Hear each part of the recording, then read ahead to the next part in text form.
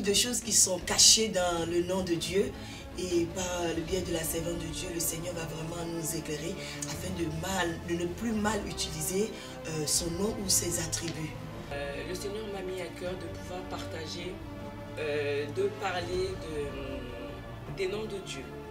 On cite les noms de Dieu sans forcément en connaître la source, sans forcément en connaître les origines, sans pour autant savoir qu'est-ce que cache ce nom, quelle est la puissance de ce nom et quelle est la vérité derrière ce nom.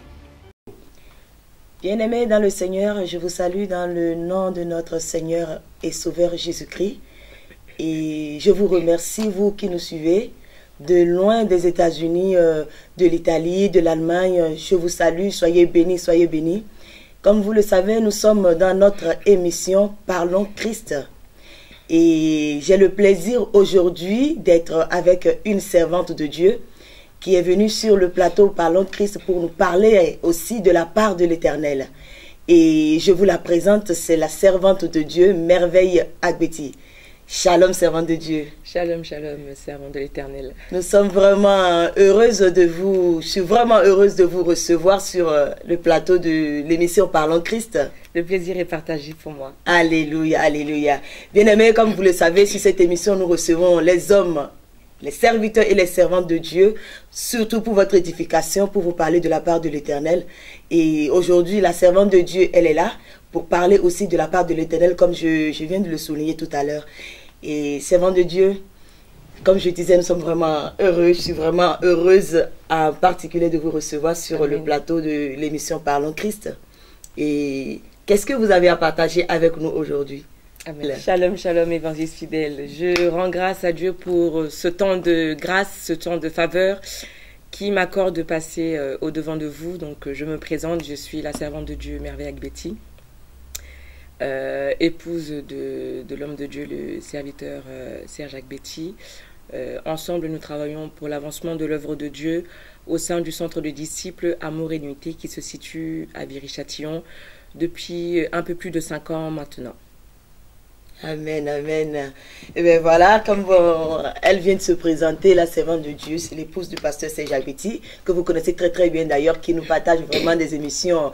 Il a eu à bombarder par rapport à l'émission du baptême, et vous avez, le Seigneur, au travers de cette émission, vous a vraiment béni.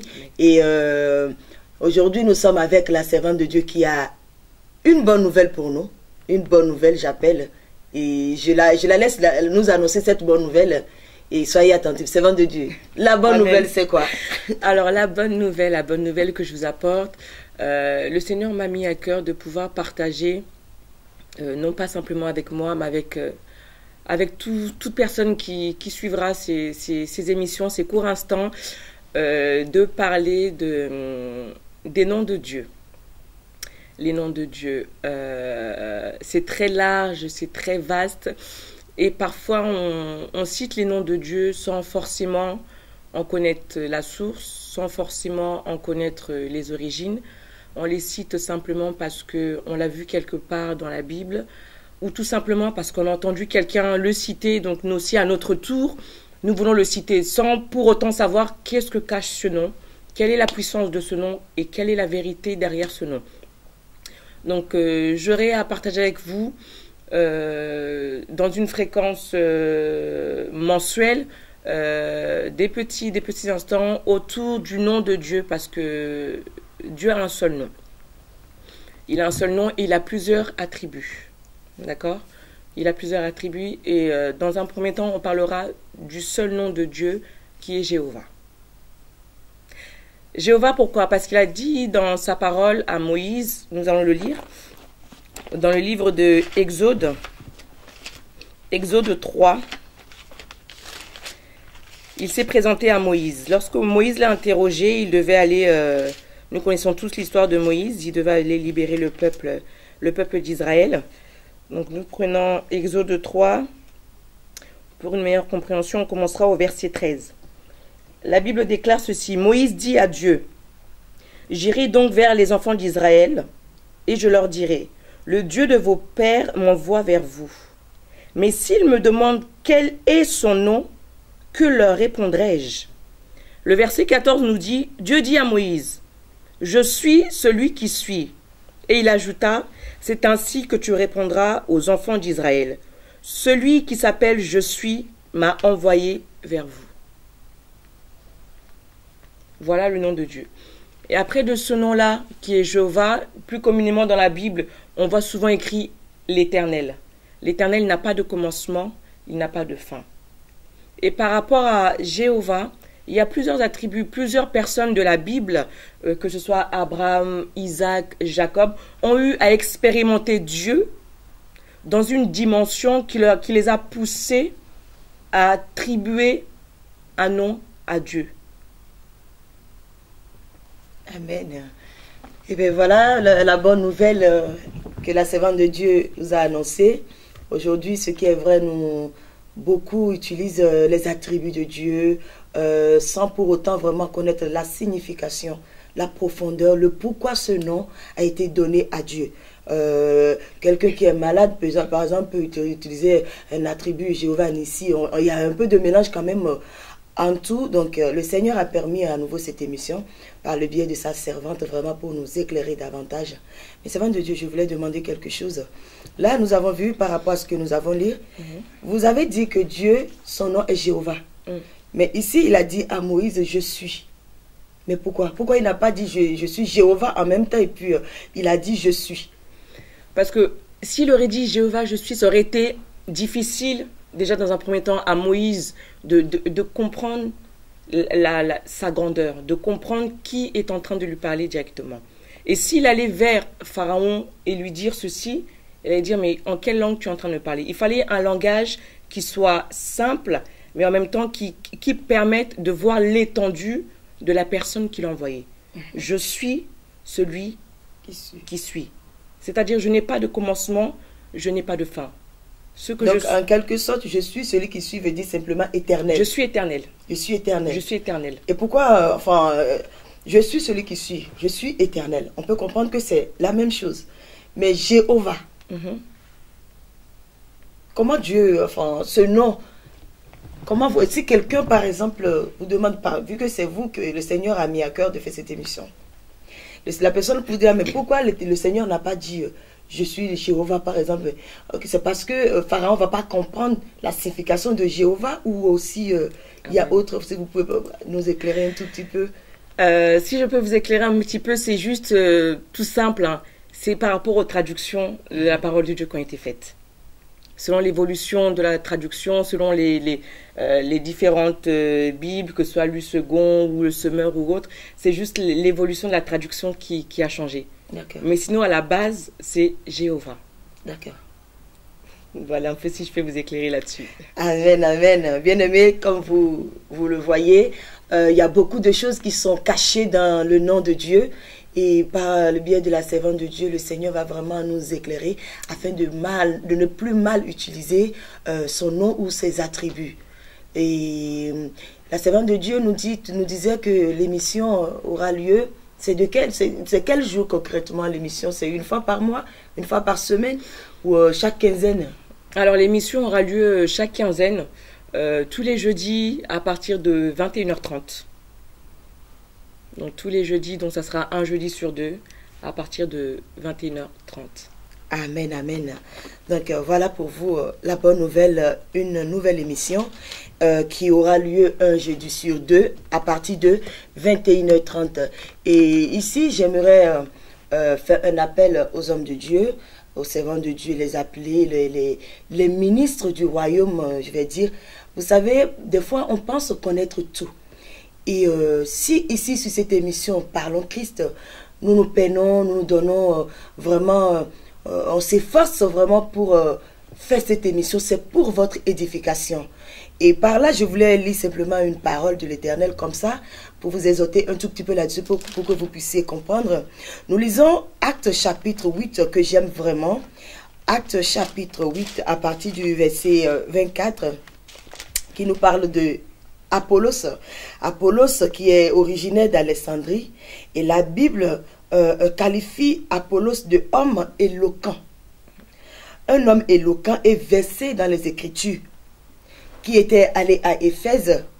Et la Bible continue en disant, il enseignait avec exactitude ce qui concernait Jésus-Christ. Alléluia.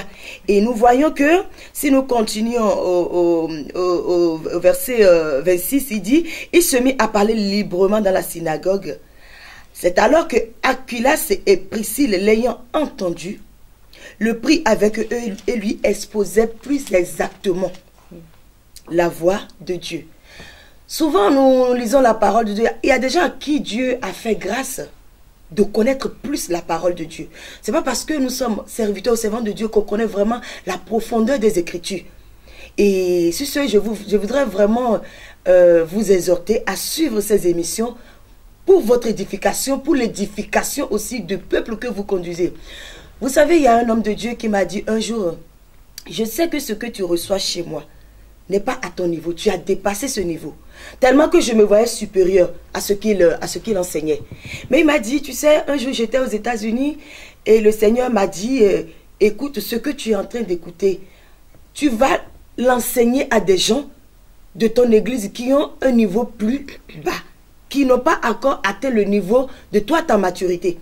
Donc, ne prenons pas vraiment les enseignements à la légère. L'enseignement peut durer 5 minutes, ça peut durer 10 minutes, peu importe la durée de l'enseignement. Cet enseignement, si ça ne vous sert pas, ça servira certainement à quelqu'un dans le futur, à un nouveau converti par exemple. Donc, nous avons vu là l'exemple d'Apollos, que la Bible même qualifie d'homme éloquent. Donc, je suis vraiment heureuse, servante de Dieu. Amen. Et que le Seigneur vraiment vous bénisse pour cette émission. Amen. Et si vous avez vraiment d'autres choses par rapport aux hommes, est-ce qu'aujourd'hui, en priant, on peut prier avec les attributs de Dieu selon vous? Amen. Selon moi, aujourd'hui, on peut prier avec les attributs de Dieu. À partir du moment où on connaît la profondeur de cet attribut qu'on va utiliser. Si on veut réellement que cet attribut de Dieu puisse avoir effet dans nos vies, puisse avoir de l'impact, il faut connaître cet attribut. Il faut rencontrer Dieu dans cet attribut-là. Nous prenons par exemple l'exemple d'Abraham. Quand le Seigneur lui a demandé son unique, son fils, et nous voyons que quand nous lisons l'histoire, quand nous voyons comment ça se déroule, Abraham a appelé le Seigneur Jéhovah Jireh. Parce qu'il a pourvu. Il dit que pouvoir. Parce qu'il a pourvu. Dieu ne peut pas pourvoir dans la vie de quelqu'un qui ne veut pas donner. Abraham était parti à la rencontre du Père pour offrir un sacrifice. Si tu as déjà tout ce qu'il te faut, pourquoi Dieu va pourvoir encore? Il ne peut pas pourvoir. Si tu te dis déjà toi-même, tu as tout ce qu'il te faut. Il faut que pour que Dieu se manifeste dans ta vie comme Jireh, il faut que tu te dépouilles. Si on prend l'exemple d'Abraham, il faut que tu te dépouilles. Tu donnes déjà ce que tu as, tu perdes ce que tu as pour que le Seigneur puisse pourvoir. Il ne peut pas donner à quelqu'un qui en a déjà trop. C'est pas possible. Donc parfois, c'est vrai qu'on demande des choses à Dieu. On a un salaire, mais on demande encore plus de salaire. Dans quel but? Tu ne peux pas dire, je sais que tu es Jéhovah qui pourvoit, mais je t'ai déjà pourvu, tu as déjà un salaire. Je vais pourvoir à quoi de plus? Vous voyez un peu? Donc, si tu utilises les attributs de Dieu dans un but logique, dans un but conscient, là, tu pourras l'expérimenter dans l'attribut dans lequel tu utilises. Mais si déjà dans cet attribut-là, l'Éternel voit déjà que tu es rassasié, il ne va pas encore donner plus. Parce que ça ne te servira pas. D'accord. Amen. Et bien voilà, bien-aimés dans le Seigneur. Vous savez, vous êtes sur l'émission Parlons Christ. La servante de Dieu vient de l'expliquer. Jéhovah Jireh, le Dieu qui pourvoit. Mais si tu pries et tu demandes, Seigneur, tu es Jéhovah Jireh, agis dans ma vie, mais il va agir en fonction de quoi? Des fois, nous prions mal. Parce que la Bible dit que nous prions, nous ne recevons pas parce que nous prions mal. Nous demandons mal. Et si je comprends bien ce que vous avez expliqué, servant de Dieu. Donc, si par exemple, avant de prier, avec le nom par l'attribut de Jéhovah Jireh, il faudrait que je sois dans un besoin. C'est ça. Avant de prier en utilisant l'attribut de Dieu, déjà, dans un premier temps, il faut examiner sa situation. Il faut examiner ta vie. Il faut examiner l'environnement dans lequel tu te trouves. pour savoir quel attribut tu vas utiliser. Et j'irai même un peu plus loin, c'est que en utilisant les attributs de Dieu et en vivant, en expérimentant les attributs de Dieu, on apprend beaucoup sur le Seigneur. On apprend beaucoup sur la personnalité de Dieu. On apprend sa nature profonde et ça développe une intimité avec le Seigneur. Il y a des personnes qui expérimentent Dieu, comme je l'ai dit tout à l'heure, en tant que Jéhovah Jireh, le Dieu qui pourvoit. Il y a des personnes qui l'expérimentent en tant que Jéhovah Rapha. Il y a des personnes qui l'expérimentent en tant que Jéhovah Shammah. Et cette expérimentation-là les rapproche de Dieu. Donc, quand on expérimente les attributs de Dieu, c'est censé nous rapprocher du Seigneur. C'est pas dès qu'on a expérimenté cette dimension-là de Dieu, on se recule. Non, on garde cette dimension-là pour essayer d'avoir une autre dimension de Dieu au travail, un autre attribut de Dieu. Moi, par exemple, j'ai eu à l'expérimenter en tant que le Dieu de paix. Jéhovah Shalom. Je l'ai eu expérimenté. Et toutes les fois où j'ai une situation qui veut un peu me déstabiliser, qui veut un peu me faire vaciller à tout vent, j'ai la paix en moi. Parce que je garde la révélation, la profondeur et l'intimité que j'ai reçue en l'expérimentant en tant que Jéhovah Shalom.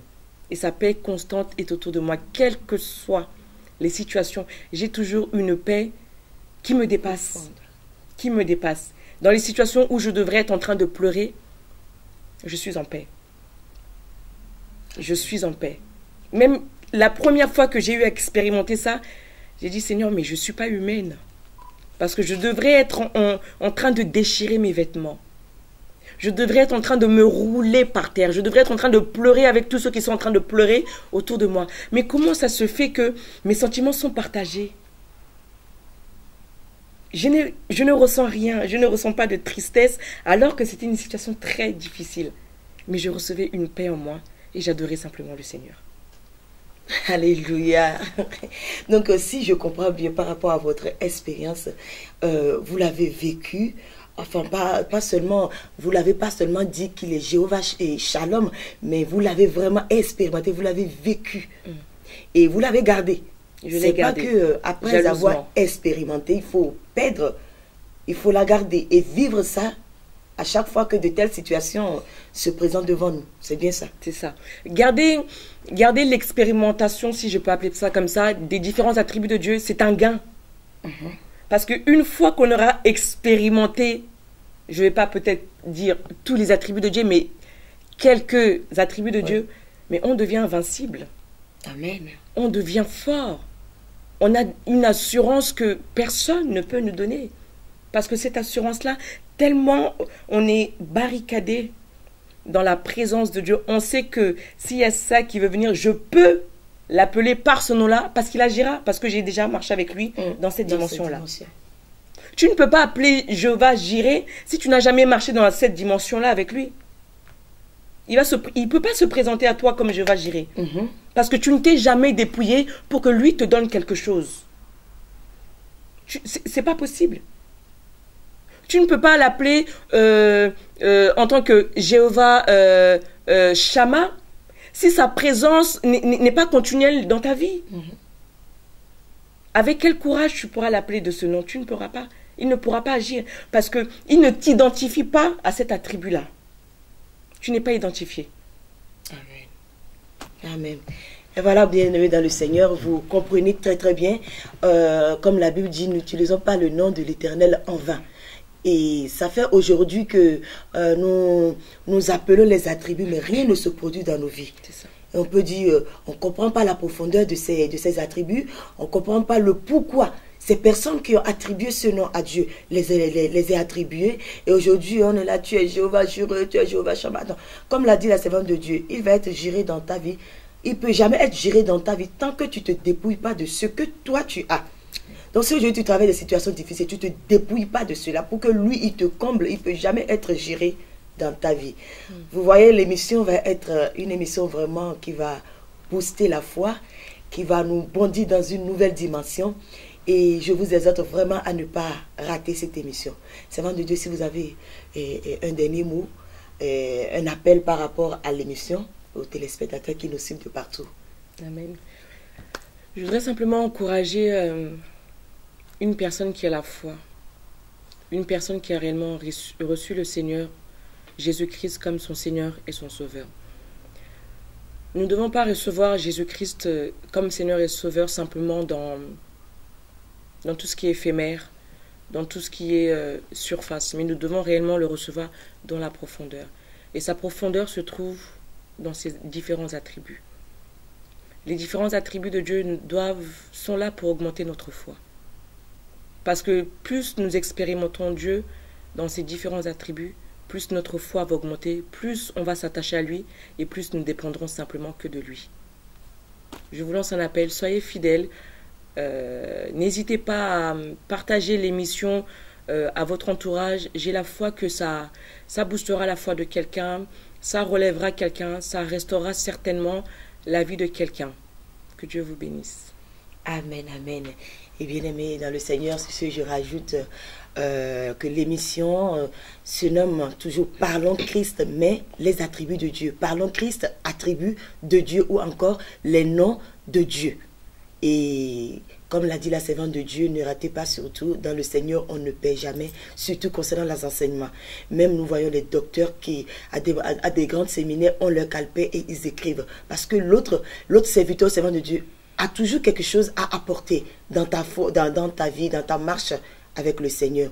Soyez fidèles à l'émission, qui passera un jeudi sur 2 à 21h30, heure de Paris. Que le Seigneur vous bénisse. Vous êtes sur l'émission Parlons Christ, présentée par l'évangéliste fidèle.